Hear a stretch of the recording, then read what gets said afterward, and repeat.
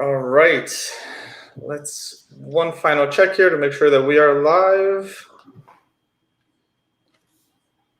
And I believe we are live. So welcome everyone once again to another one of these analyst F1 Fantasy Podcast series. For those that did not catch us in Spain, obviously we are doing these on an on-demand basis. And if there's good enough talking points, we will be joining and gathering together to talk to you. And as always, joining me, I have Andre and Keiren all the way from Australia and the UK.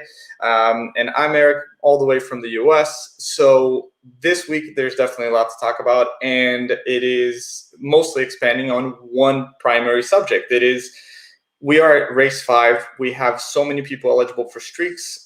We want to talk about mega drivers, and if that wasn't enough, last week we got dropped the bombshell that race 10, which is potentially another streak, is going to be the first sprint event, which gets even more points. So we are ready to talk about whether you should mega driver today or this week or in the race 10 in Silverstone. And for those that are listening and watching, you might be surprised because I think there's arguments for both ways. So I'm curious to know, what you guys are going to think. Keiren, Andre, welcome back. It's awesome to do these with you guys. Keiren, I'll start with you, man. So, let's start with the beginning. Let's actually explain for people who may not be familiar, why is this a big deal for using a mega driver right now? Like, what are we talking about with streaks? Why is mega driver important? Open it up for us. Cool. Yeah, good to be here again. Good to see you both. So you get 2 opportunities to use your mega driver per fantasy season, and a mega driver is triple the points for a driver, any driver. Obviously, you'd want to use the mega drive on the best driver, so that would be either Lewis Hamilton or Max Verstappen right now. And you don't just do it on any old race. You wait for the race where they have both a qualifying streak and a race streak, because this tripling effect, happens on those streak points as well. So currently, the first event where both drivers have both of their streaks is Monaco. So this would set itself up for the best opportunity for a mega drive and get those maximum points. So if anyone's used their mega drive already, it's going to be a tough season, because this is when you should be using it at the it was up until this latest announcement. Unless unless your mega driver crashes, or Hamilton and Verstappen go into each other at turn 1, and then whoever mega driver before us is king for the rest of the season. Shambles if that happens. But Andre, what's your take? I think getting the race streak, the quali streak on race 5 or on race 10 would be the preferred strategy, and it just so happens that Silverstone is race 10, where you're going to have that sprint race as well, and that adds potentially 16 points to your total. I think somebody worked out like 68 or 69 points was the top that you could hope to achieve as a driver. And so obviously 69 times 3 is quite a bit more significant, and that's without the streaks, right? So the streaks would add to that further. So it's 44 for the normal race, then 5 is if you get the fastest lap, and then 49 plus whatever, and then streaks would be 15. Anybody in the audience with a calculator, if you want to help us out, we're struggling on the math here. Yeah, but a lot of points. It's a lot of points, and so you just have to internally work out what do you think is the overall probability that X will happen, and for Silverstone to be a good choice, all that needs to happen is the sprint race needs to happen at Silverstone, right? So if everything happens as announced, you're still marginally better off even without the streaks, if you believe that Hamilton and Verstappen will have top level performance. So let me kick off with a little bit of controversy here. And we were talking about this before we started, and I want to hear your take, because everyone is going to Mega Driver Silverstone. As soon as the news came out, as soon as the points got released, then everyone put two and two together. Everyone was like, Silverstone is the race to Mega Driver. But we also did see last week that the whole Formula One calendar shifted a little bit. Turkey's no longer going to be in, or was it? Turkey's no longer going to be there, and then they moved the French GP a little bit, a couple weeks. There's now a second Austria. COVID is still happening. Coronavirus is still happening. It's still forcing schedule changes. If you lose the opportunity right now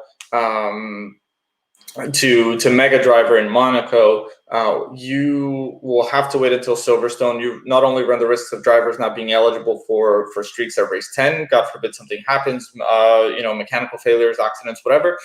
But at the same time, what if the calendar changes and round 10 is no longer Silverstone? Silverstone is round 11. At that point, you have to consider the risk that you may not be eligible for your Mega Driver with all the streaks and the sprint qualifying points at Silverstone. And I think that's something that a lot of people are not talking about it. But Keiren, are you concerned about that at all? As it stands, with the information that we have now, the Mega Drive for Silverstone is the best option. The risks involved, we're assuming that either Lewis or Max can consistently just complete 1-2 finishes up until Silverstone. Lewis is quite reliable at doing that. Max, maybe not. We don't know the reliability of the Red Bull. We've only been about 4 or 5 races in so far. So the first risk would be, can they get the next streak at round 10? And then the next, as you mentioned, Eric, the next risk is if the calendar moves more, the sprint race will now not occur on the time on the race that has all these streaks. So that risk isn't so bad, because if they say, for example, do move the calendar around and the sprint qualifying points are now not on race 10, if everything goes smoothly, all you would do is just do your Mega Drive a bit later than the guys that did at Monaco and score the same points. But if you're holding out for the opportunity for sprint race points at Silverstone race 10, and both Lewis and Max say DNF, let's say, what race is the halfway point? Is that Spa? Hungary? The Hungary, I think. Hungary is the last one before it resets. Spa is the first of the cycle. It's between Hungary and Spa. Do you know what round that is? Is that round 12 or 13? I think it's Hungary 11 to 12. Oh, yeah. 11 to 12. So basically, after race 7, Lewis and Max are not allowed to DNF anymore. If at race 8, 9, 10, 11, both of those drivers have a DNF in there, you've now completely lost your Mega Drive opportunity in the first half of the season, and you only get one chance to use it. So if you miss Monaco, you're now taking that risk for it to occur again later, and those DNFs do make it scary. I took that risk last season and it paid off, and I think it's worth the risk now, considering there is sprint qualifying, so there's the opportunity for Silverstone. I mean, come on, this season we have 2 drivers that can be Mega Drive worthy. Last season was just Lewis. This season it's Lewis or Max. So I think that risk is spread out a little bit. Personally, I'm going to wait for Silverstone. If they change the calendar, fine, I'll just collect some Mega Drive points. But on the upside, if everything goes how it should, you get sprint qualifying points, streak points, big win. So, but the people you sound like the guy in the casino that makes big money in betting on roulette on double zeros, and then suddenly takes all your winnings and put it back on double zeros again. Well, for people like me that have not actually done too well in fantasy, I have to try and take a few riskier plays. Imagine the scenario that you do, Mega Drive Monaco, both Lewis and Max crash into each other, round 8. Now you're a big winner. You're the biggest winner in the first half of the season because you've secured those extra points. You played it safe. The sprint qualifying points mean nothing now because those 2 drivers have a DNF and their streaks don't come through. So it's how risk averse you are at this point, and how much do you trust the calendar to not change for the next couple of months. Well, if you miss out on the streaks, both the race and the quali, you'll still have the the sprint race.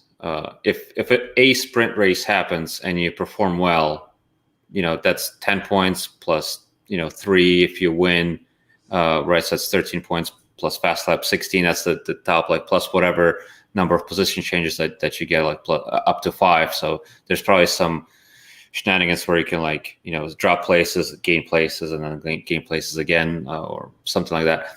And so if they crash in race 8 and race 10, Silverstone, they're not eligible for streaks, but they have the sprint quali or the sprint race, then they should be in a comparable kind of land in terms of the number of points scored. I guess for me, like, yep. Go ahead.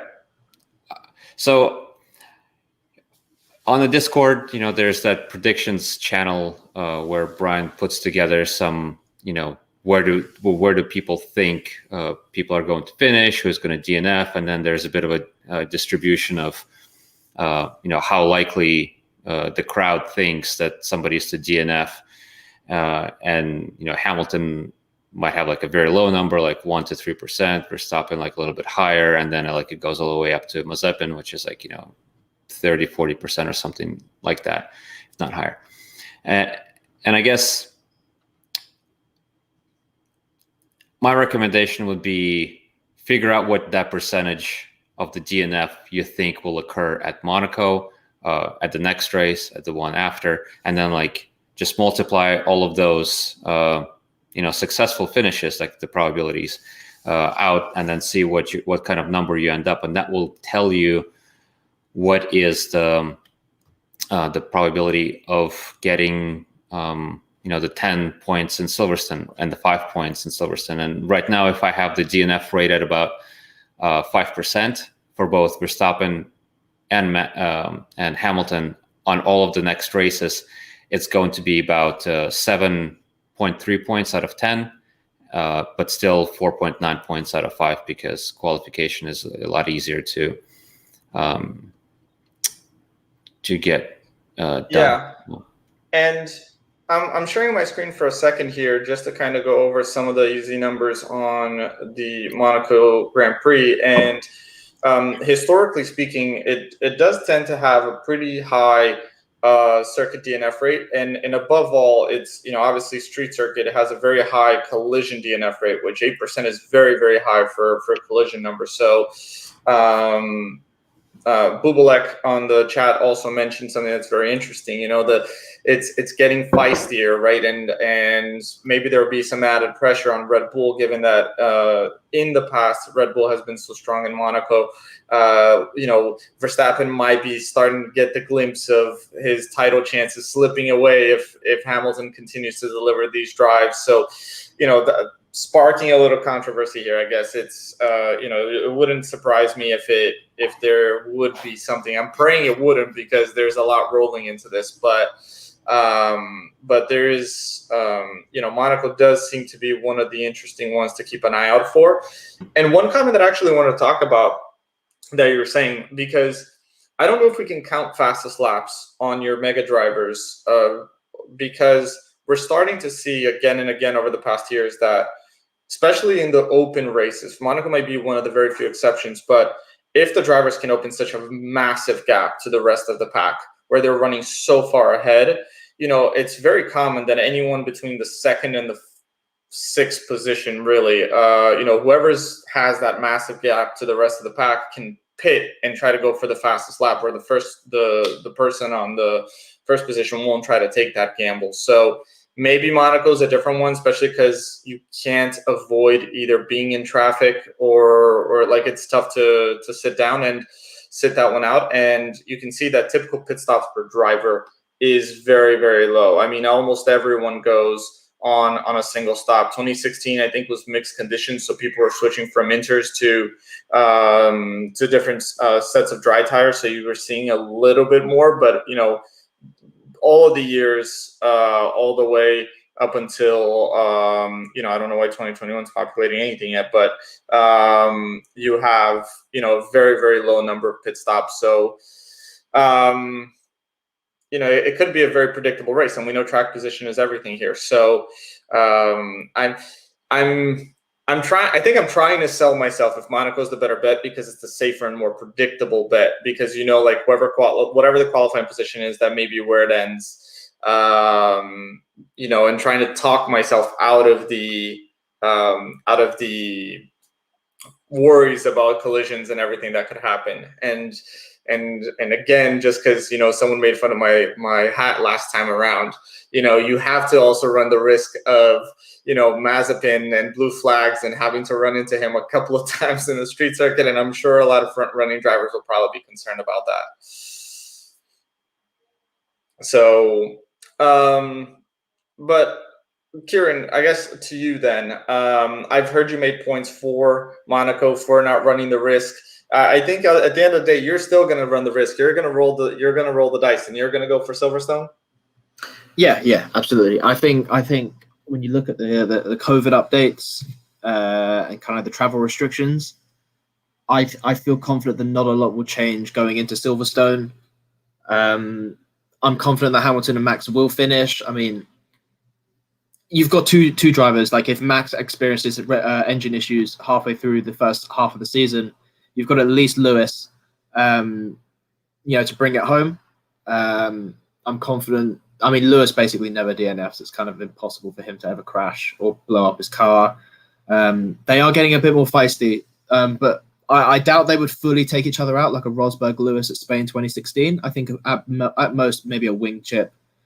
So I think that should be fine in terms of that risk. But yeah, I think the point gain is just too good, too attractive to take a chance on. Like imagine you're in the final top 20 and you missed out on those Paddock Pass tickets because you didn't mega drive at Silverstone. Like that would kill me. So I can't miss out on that. At this point, I've had a suboptimal team.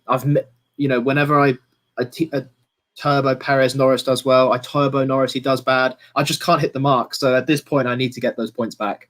And yeah, I think if you're less risk averse, then probably do Monaco. But if you want a full risk, you go for Silverstone because that's a lot of points.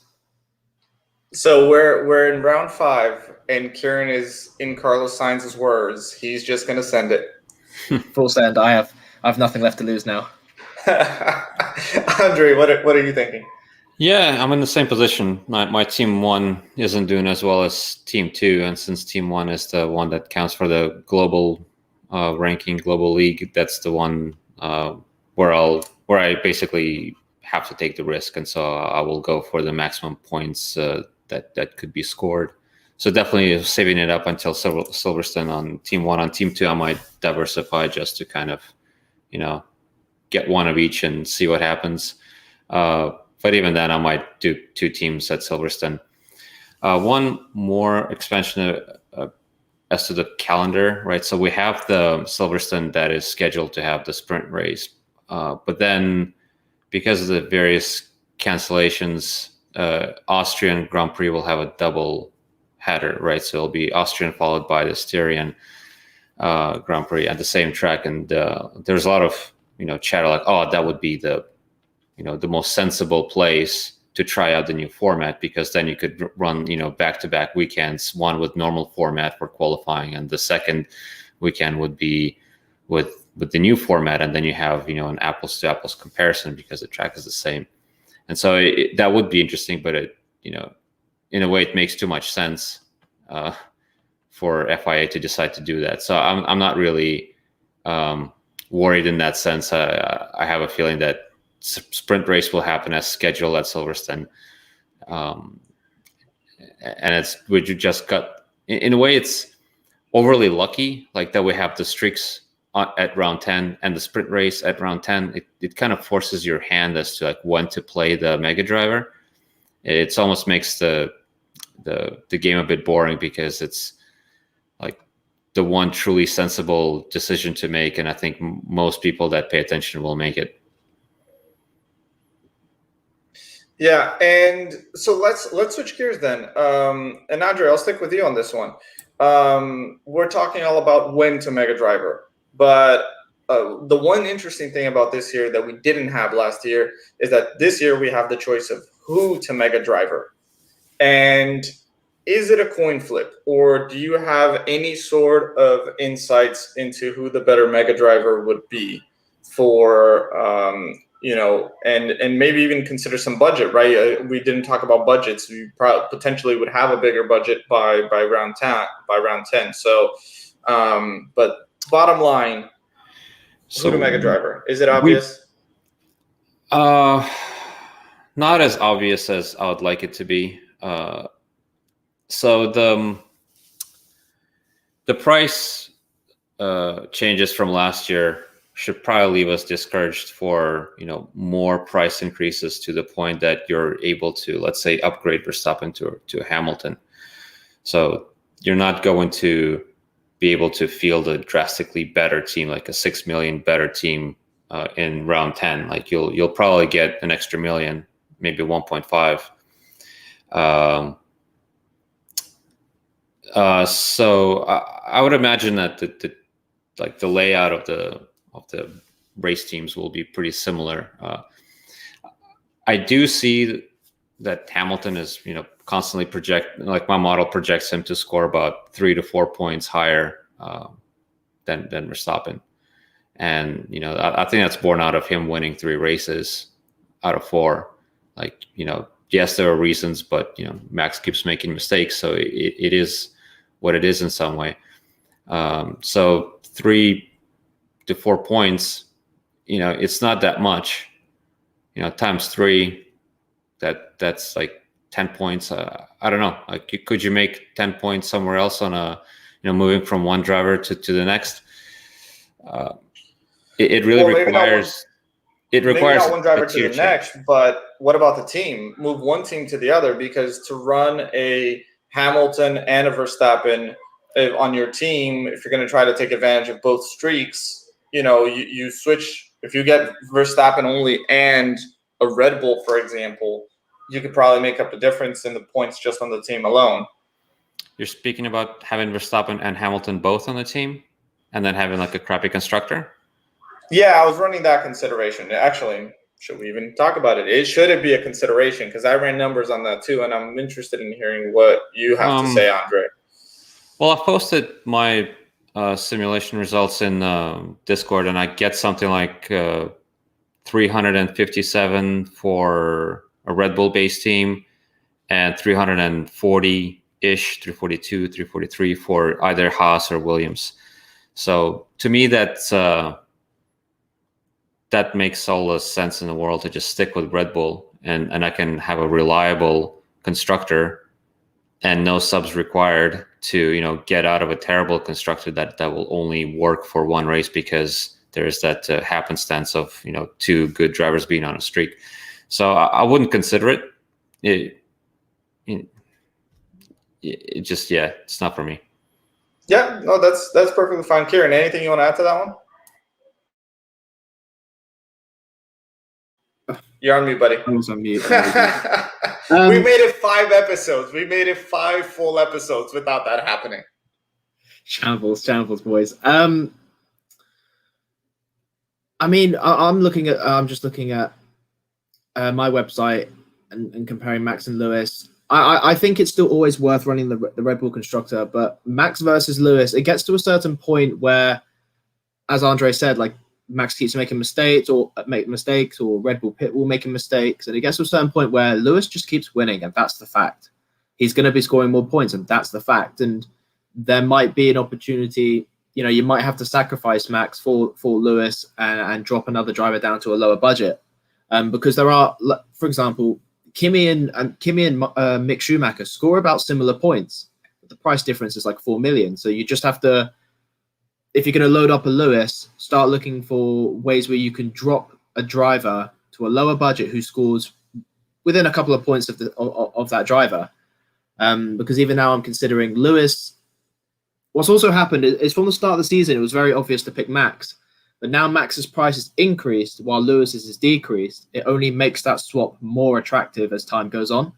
And it would be important to say, make that switch, if you're considering that switch to Lewis, before everyone else makes that switch. For example, if Max starts blowing up like the next 3 races and you pick up Lewis just a bit too late, you've probably already taken a price hit for Max. So there is going to be a certain point where even myself, I might start considering Lewis and making adjustments for my team, because at this point, do I think we can make a lot of budget?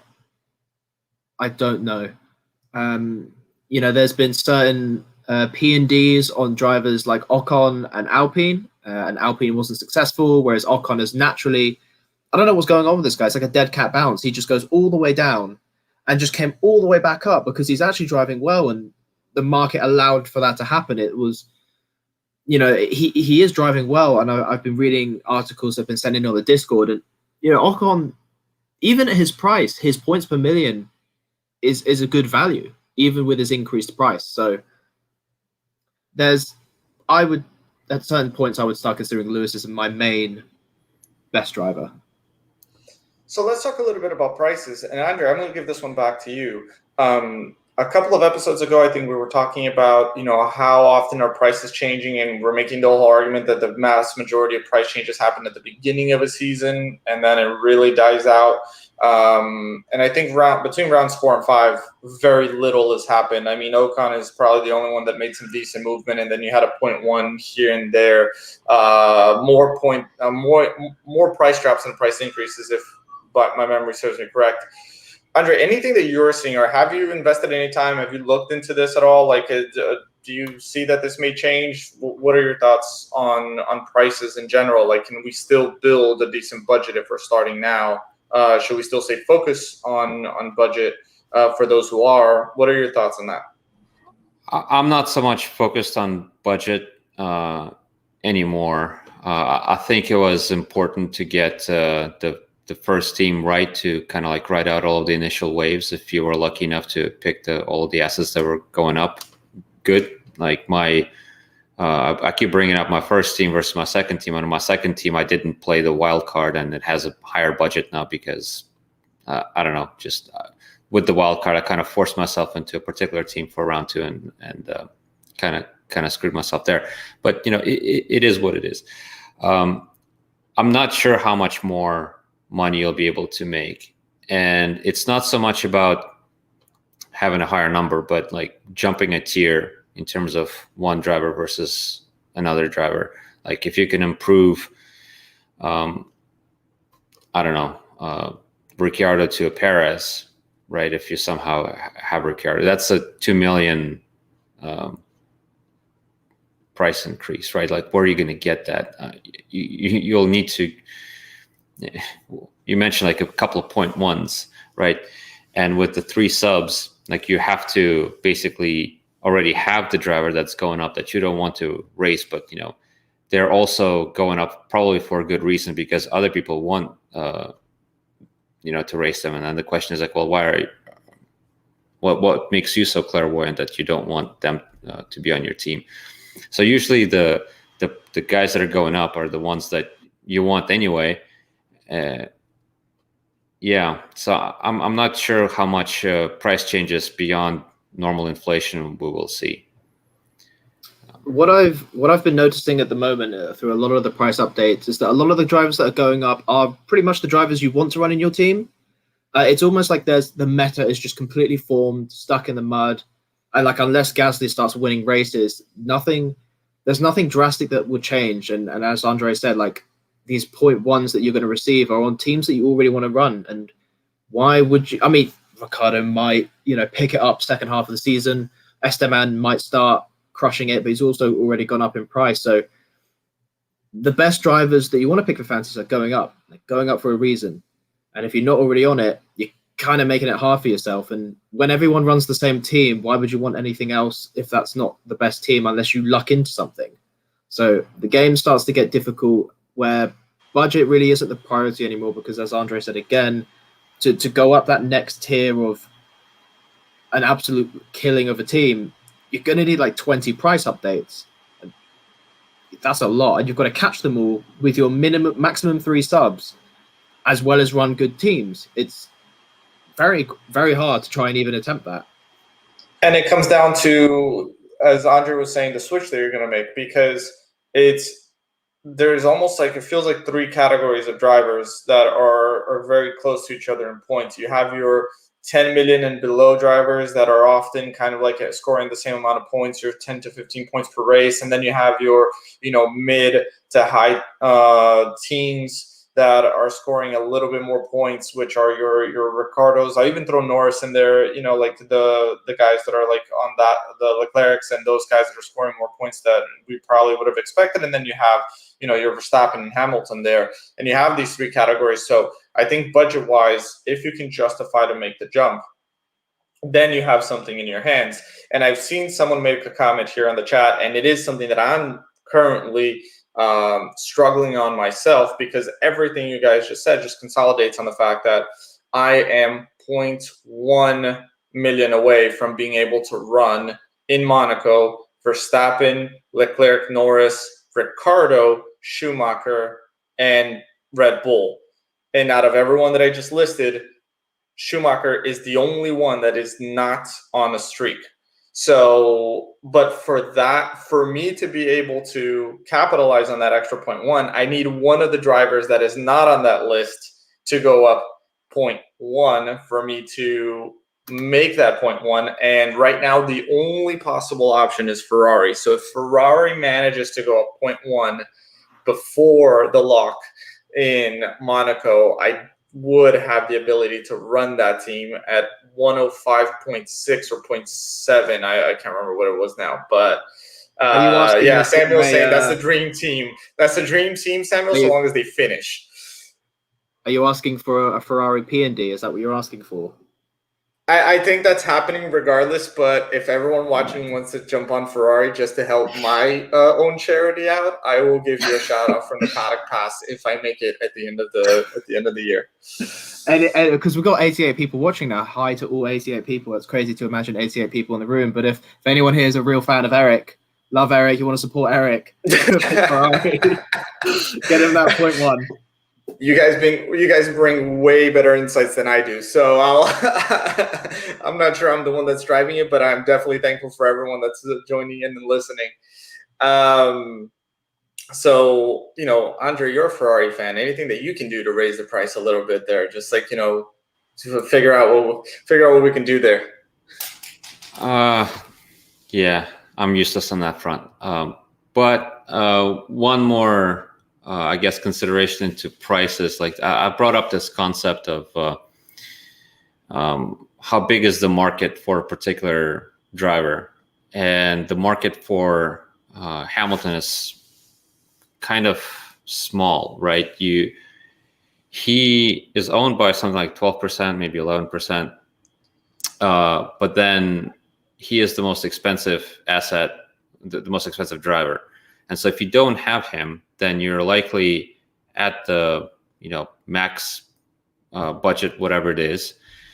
But then you have either Verstappen or Bottas as your high price driver.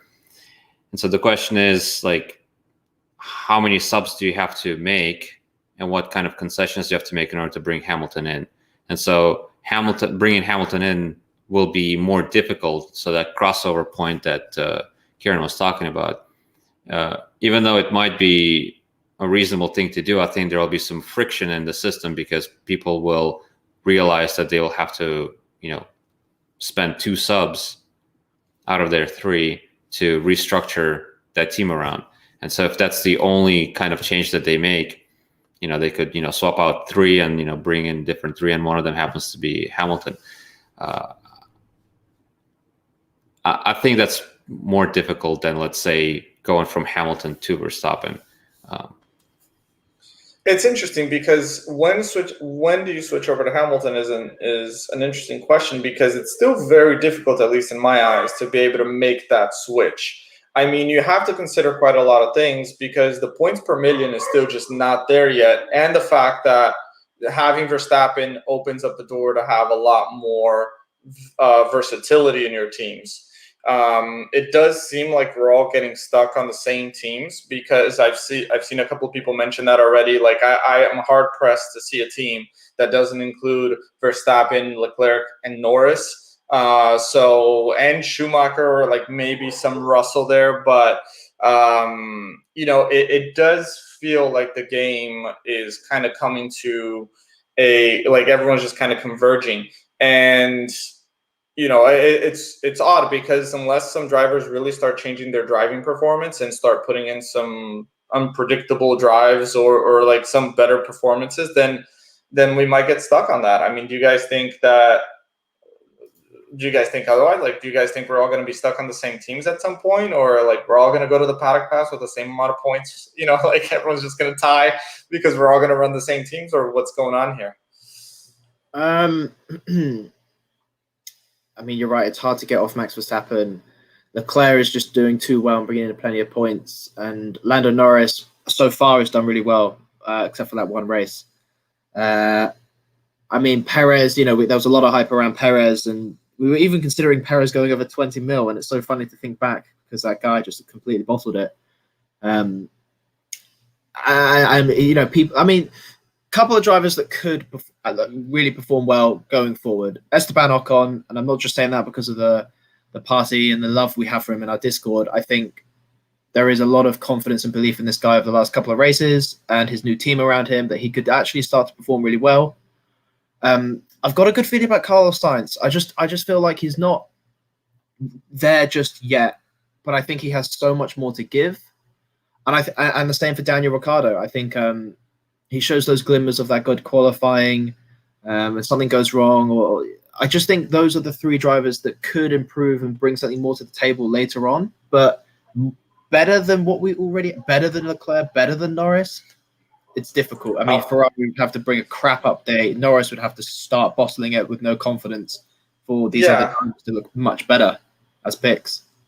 I think that's a great point because when it comes to, will something change? I think veteran drivers and new teams are going to probably be one of the bigger things that I bet on. I've said it before, and I still believe Ricciardo will come back. And, we can only look at the history recently to see, because when he switched over to Renault, his first half a season, what was it, in 2019 was absolutely horrible, if I remember correctly. Like from when he broke his front wing right off the straight line on lap 1 in Australia to like pretty much halfway through, if not most of the season, he really struggled. But by the time he got to grips with the car, we start seeing podiums in 2020, and it wasn't that Renault itself seemed to advance the car so much, but Ricciardo seemed to be able to put much better drives in there, and you see that with other drivers as well. So I think one of the biggest things is that Formula One is a championship of marginal gains. Right, like it's all about like that fine tune, the bending rear wing on Red Bull, like all the little things that people can find. But these teams are going about it in such different ways that I'm starting to see that even though they all look similar, they're incredibly different to drive. So like cars that will have a completely different type of turn in or turn out, some sort of understeer characteristics or oversteer characteristics, and these guys that switch cars, they drive through muscle reflex, right? Like they're really not thinking with the speeds that they're going, especially in tracks like Monaco. So I think it clearly seems to take time, and especially because the FIA cuts down on how much seat time they can get, with winter testing and everything. It clearly is going to give a bigger toll for these drivers to get used to it. But I agree with you, Keiren, and Andre. I'm curious to hear what you think. But I think that once these guys start getting more used to their cars, I think that's the biggest change we'll probably see. Yeah, I expect Ricciardo to improve, but also think that Sainz is like closer to Leclerc than Ricciardo is to Norris. He seems to have hit the ground running in Ferrari a bit better than Ricciardo and McLaren. And so for that reason, I do think that Sainz at 14.4, whatever he is, versus Ricciardo at 16 point something. Unless Ricciardo's on a streak, I'd go for Sainz just because it gives flexibility. The 2 million could be potentially spent somewhere else. And I'm not in a position like you where I have 105.6. I'm in the 104s. So that's a bit unfortunate, but it is what it is. Sainz I think could keep on improving, that would be exciting if both of those Ferraris could be, reliably, in the mix for 5th, 6th position, like just below. But I think Norris will always like bring that quality, and yeah. I've got a bold prediction. I think Esteban Ocon this season will be the Pierre Gasly of last season. Strong midfield. Oh, that is a bold prediction. I just feel it. I can just feel it. Like, Are you saying he's going to win a race? Okay, maybe not a win, but I think definitely another podium. Another podium. I think there's just something there, and he's just getting better. It's just, you can feel it. Even Alonso's not grinding out that car very well. I just got a good feeling that as a fantasy pick, I think last year I was always looking at Gasly. I was always looking at the P6 guy, and it was like, that guy's great, got to always have him. I've just got a good feeling about Ocon. I've got a good feeling. I struggle to agree with you only because I've seen the AlphaTauris. When the AlphaTauris are at their best, it's mostly because of their race space. They've been great picks in fantasy because they'll usually qualify low and end high. And the Ocon's been proving to be the exact opposite, where it's not. I don't want to talk anything bad about Ocon. I don't think actually it's Ocon's fault at all. But the Alpine itself seems to be a good one-lap car, but it struggles in race pace. So by the time that the remainder of the cars, like Paris, will qualify behind him, will catch him. The Ferraris will probably come in and come very close to catching him and beating him. The McLarens, same thing. So I think Ocon's doing a brilliant job with the car that he's doing, but a car with that lacking of race pace, unless something changes on the car and you have that situation with a lot of, safety car craziness, Hamilton's pitting under freaking, closed pit lanes or whatever it is, then I don't know. What makes me think this a bit is because after Portimao, when Alonso put on some of the fastest times on those hards, that is a good indicator of what the car can do in certain situations. And the stars just have to align once. Good temperature, good track conditions, good tire wear. And all of a sudden, you just see him Ocon P4. I can see it. Mark my words. Someone clip that.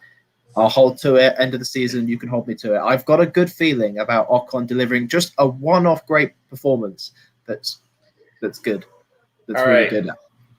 I got 2 topics then to kind of start wrapping this one up. But someone brought up, I think it was Kat on the chat that mentioned one person we didn't talk about, and it is a surprising person we're not talking about because at the beginning of the season, it sounded like such an easy way to make points on a deal was Bottas.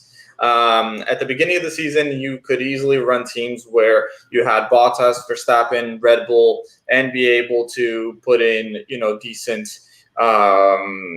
decent predictions in terms of numbers and possibilities, but Bottas has been consistently under-delivering. I mean, if there's any way this guy can score less points, he's finding them just because, he wrecked my team at Imola. And at the same time, he's qualifying higher, losing positions. So he's taking positions lost, negative points. He's taking, he's not claiming the beat teammate points that Hamilton is just consistently taking.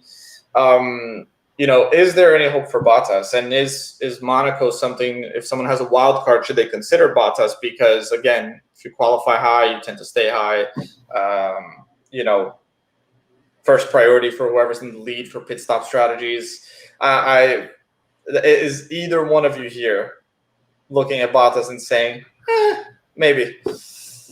I just had a look on the fantasy team. If I swap Leclerc and I drop Ocon for someone slightly less, I can fit in the Bottas, and that's at 104.5 million.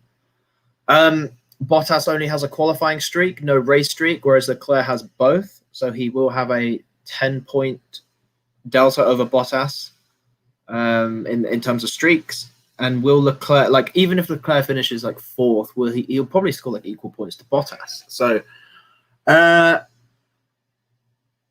it's he might come P2 and just bring it home, but I don't think he's on the level of Lewis or Max. So I think P3 is probably the best option he's got, and Leclerc can do more points from P5, in my opinion. I think the bigger question is the DNF rate of Leclerc at Monaco. I think a lot of people are very nervous about Leclerc basically DNFing every single time. I have an opinion on that. This could be because I'm risk averse. I'm a risky person, but you got to imagine being in Leclerc's seat right now. Like, he doesn't turn up trying to DNF. Like, he actually wants to finish that race. Wait, but Keiren, we started this whole podcast on full send, and now we're already in risk averse. No risk averse. This is still full send. Yes, okay. Leclerc's never finished at Monaco. I say pick Leclerc because you've got to imagine if you are Leclerc sitting in your seat right now, your objective isn't to crash the car. Your objective is to finish, and I'm sure him and his whole team are very aware of his DNF rate. They're aware that he hasn't been successful there, and I'm sure he is very aware he's not doing well at his home race. And I think he will want to finish, and he will do everything he can to finish there. He only needs to get like P5 or 6, really. I mean, that's all the car can do. Maybe P4. I look, he's DNF before. That doesn't mean he's going to DNF again. It's DNF again. It doesn't mean he's going to do it again. He will try and not. So believe in Leclerc. If he DNFs, you can pull me up on it as well. Go on, fine. But I say hold on to Leclerc. He'll do good. Fair enough. And this, I guess, as I look to transition, Andre, I want to pick your brain on this, but whoever's listening, the final topic I'm going to ask about is going to be who to turbo drive between Leclerc and Norris. So whoever's listening, please write down, put on your comments. I'm curious to see what people would, if they have to pick right now, if they would do it to Leclerc or Norris, because I guess the segue to that would be also Leclerc's history at Monaco. But Andre, Bottas to Leclerc, and your thoughts on Leclerc? So Bottas and Leclerc, those are, I guess, two different topics. Are you talking about the potential of removing Leclerc and bring in Bottas and then make the sacrifice somewhere else? I guess the main question was, Bottas in general. What is your thought process? Because I kind of agree with Keiren that I can't see very valid ways to bring Bottas in without dropping someone like Leclerc.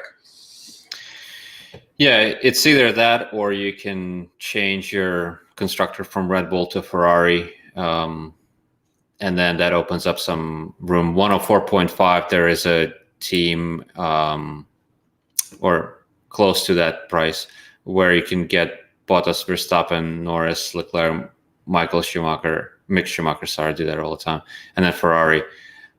Whether that's a good team or not, I don't know.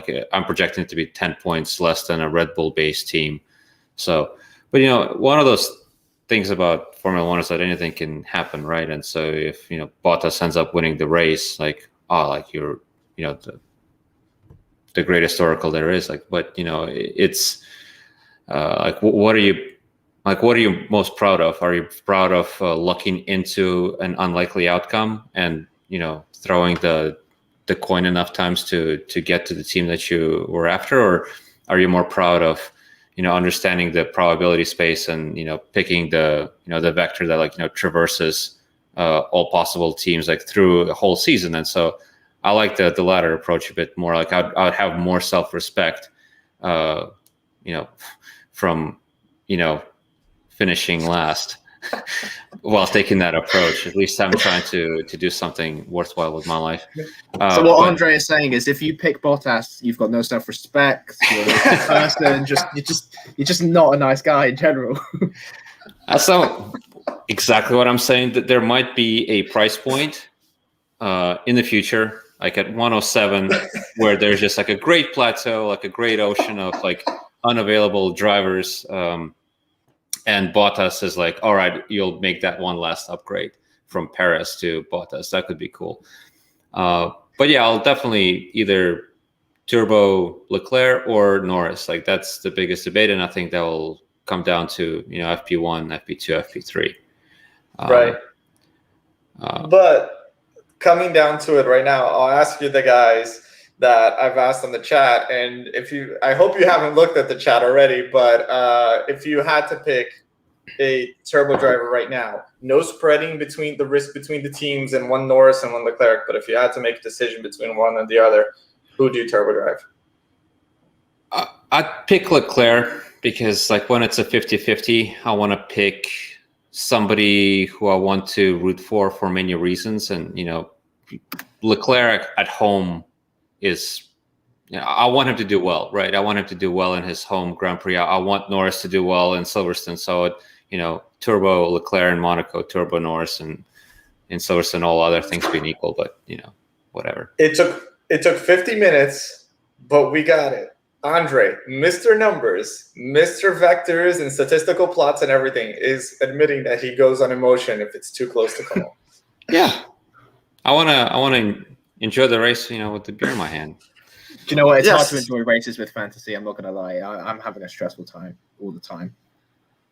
You feel good in one end and you're gutted on the other end. Like whenever a driver that you're hoping for doing well, like, Ricardo is doing well and he's not on your team, you're like, God damn it, Ricardo, why now? Like Norris is not getting his B teammate points that I need because of you right now. That was the only time I stopped. I haven't turboed Norris this entire time and everyone's getting more points than me. And I said, finally, I will swap to Norris. And he gets P10 quali or P9. Ridiculous. Formula One's ruined for me, but with this game, I'm gonna have to quit because I just can't enjoy the sport because I'm just more focused on. I've lost like 5 points there, 6 points. Well, there's the meme. There's the meme. I think this whole thing is garbage, and F you, and I'll see you next week. It's like basically, this is our life stories. So I mean, I think this is a good way to kind of. To conclude, I'll give you guys some final thoughts, but on my side before that, between Monaco and Silverstone, you could hedge your bets. You could try to do a mega drive now to save yourself for just in case something happens with Silverstone. I think the risk is fairly manageable and fairly low, simply because for this season, we have 2 drivers that can very realistically make it to Silverstone on race streaks, which is Verstappen and Hamilton. This time around, you have the very high probability that we will keep the calendar as is and make it to race 10. Even if something changes, Silverstone could still remain race 10 and get your sprint qualifying points. So you definitely, if you want those paddock passes, if you want to beat your fantasy league, whichever league you are currently in, you kind of have to go full send like Keiren, and you seriously have to consider Silverstone. Those are my 2 cents. I'll pass it to you guys. Keiren, what are your final thoughts? If you're on the back foot, wait till Silverstone for your mega drive. Focus on getting as many drivers and constructors that have got streaks on as possible. For your turbo, wait till FP3 because I'm probably going to go like Norris has talent, but it's Leclerc's home race. It's wait till FP3 to kind of get a judge of pace.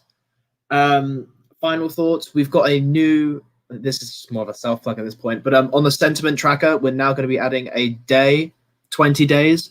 Graphs to our sentiment tracker. So anyone that's still watching this live stream now, there's your early announcement. You get to hear it first. We'll give you 20 days to see the sentiments going up and down. They're kind of crazy. It's interesting to look at.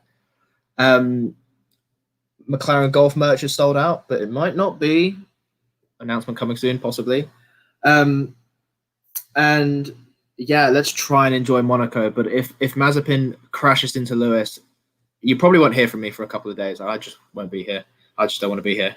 So that's it. You gotta watch out. There's a lot of expectations on Mazepin for Monaco for the street circuit. Andre, to you have the final word. Yeah, I think saving MD for Silverstone has to be the play for me, for many others as well.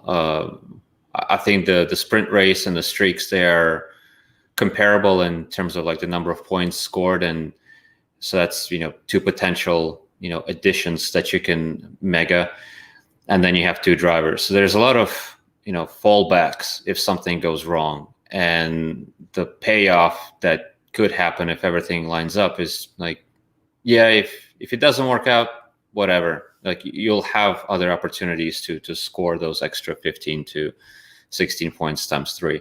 So I'm not really worried about waiting until Silverstone. Something will for sure get tripled, and that's not a worry. I'll save my MD until Silverstone. On both teams? I'm not going to commit to that. Definitely team Fair one enough. because it's down on points. Saving until Silverstone because I need the upswing. Fair enough. Yeah. Good stuff. Well, listen, Andre and Keiren, it's always a pleasure to have these conversations with you guys. I thoroughly enjoy it. Anyone that wants to check out Andre's work, do go to the fantasy Formula One tracker website and check out the Discord. Everything's there. And again, we're doing these when there's something to talk about. So the next time that we have something to talk about, we'll be back. We appreciate all the support. Thank you, everyone, and we'll see you guys on the next one. All right. Thanks, guys. See ya. Thanks for tuning in.